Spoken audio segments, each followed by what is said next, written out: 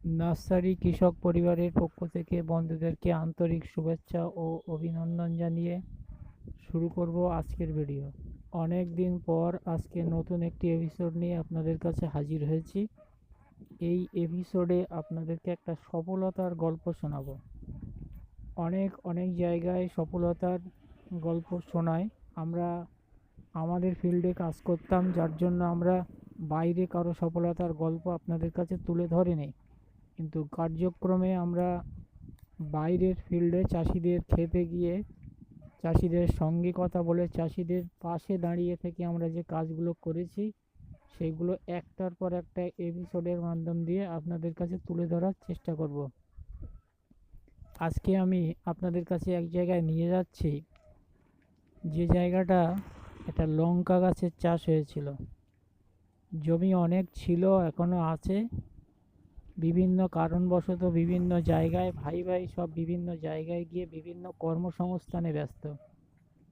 মাঠে গিয়ে চাষ করবে এই রকম পরিস্থিতি এদের নেই, তবে জমি জায়গা আছে প্রচুর। ইউটিউব দেখতে দেখতে হঠাৎ করে কৃষক পরিবারের সঙ্গে এদের পরিচয় হয়। আর এই কৃষক পরিবারের সঙ্গে পরিচয় হতেই এরা আমাদের কাছে হোয়াটসঅ্যাপ নাম্বার চাই যোগাযোগের জন্য। আমরা ওনাকে হোয়াটসঅ্যাপ নাম্বার দিয়ে সাহায্য করার জন্য পাশে দাঁড়ানোর অঙ্গীকারবদ্ধ হই।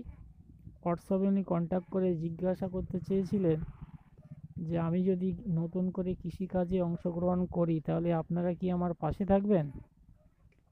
ওনাকে বলা হয়েছিল সর্বাঙ্গীনভাবে আপনার পাশে থাকার চেষ্টা করব যদি আপনি কৃষিক্ষেত্রে অংশগ্রহণ করতে চান। উনি আমাদের ইনফরমেশনের মতো কৃষিক্ষেত্রে অংশগ্রহণ করেন, তবে শুরুতেই বলেছিল যে আমি কৃষির কটাও জানি না, কৃষি কাজ করা তো দূরের কথা, কৃষির কও জানি না, চাষের চও জানি না। এবার কিভাবে চাষ করতে হবে, কিভাবে কি করতে হবে সেটা আপনাদের উপর নির্ভর করছে। আপনারা যেভাবে আমাকে ইনফরমেশন দেবেন আমি ঠিক সেইভাবে করার চেষ্টা করব। তবে আমার জীবনের শখ, আমি কিছু লঙ্কার চাষ করব, সেই হিসেবে আমাকে ইনফরমেশন দেওয়ার চেষ্টা করবেন।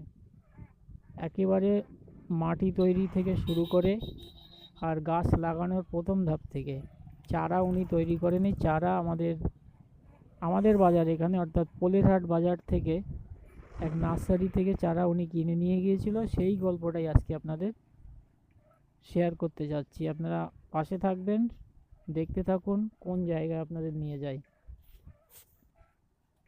আস্তে আস্তে বেশ অনেকটা রাস্তা আমরা চলে এসেছি। মনোমুগ্ধকর এই পরিবেশে দাঁড়িয়ে যেতে বাধ্য হলাম। ওহ, কি অসাধারণ একটা দৃশ্য, মন ছুঁয়ে যাওয়ার মতন, কি সুন্দর ফুলগুলো, দারুণ দেখাচ্ছে, দারুণ। দাঁড়িয়ে যেতে বাধ্য হলাম এই ফুলগুলোর অরূপ সৌন্দর্য দেখে। আমরা যে জায়গাটায় এসেছি মাইলস্টোন বলছে, এখান থেকে শিকরপুরের কাছাকাছি আমরা এসে গেছি। জায়গাটা দেখাই, শিকরপুর।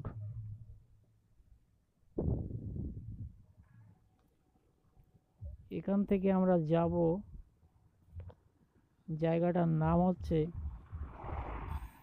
হুদরাইট। হুদরাইটে যাওয়ার একটা পরিকল্পনা আমাদের আছে, ওখানেই আমাদের যেতে হবে। যেতে যেতে আমরা অনেকটা রাস্তা চলে আসলাম। এই যে সামনের মোড়টা আপনারা দেখছেন, এইটা দিয়ে ডান হাতে ক্রস করে ভিতরে ঢুকতে হবে আমাদের। ও, ক্যামেরাটা বন্ধ করতে হলো, যাই হোক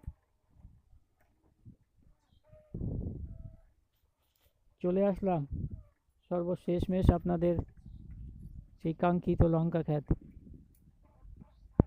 দাদারে দেখতে পাচ্ছি না কোথাও, কিন্তু থাকার কথা ছিল এখানে গো।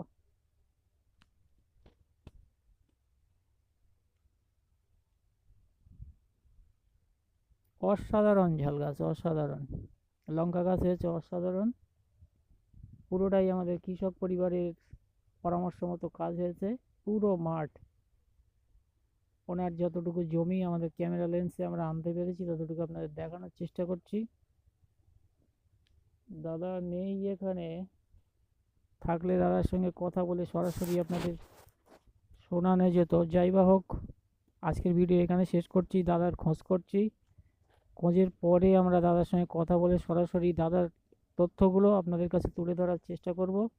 ততক্ষণে সবাই ভালো থাকবেন, সুস্থ থাকবেন। পরবর্তী এপিসোড দেখার জন্য আপনাদের আমন্ত্রণ জানিয়ে শেষ করছি আজকের ভিডিও।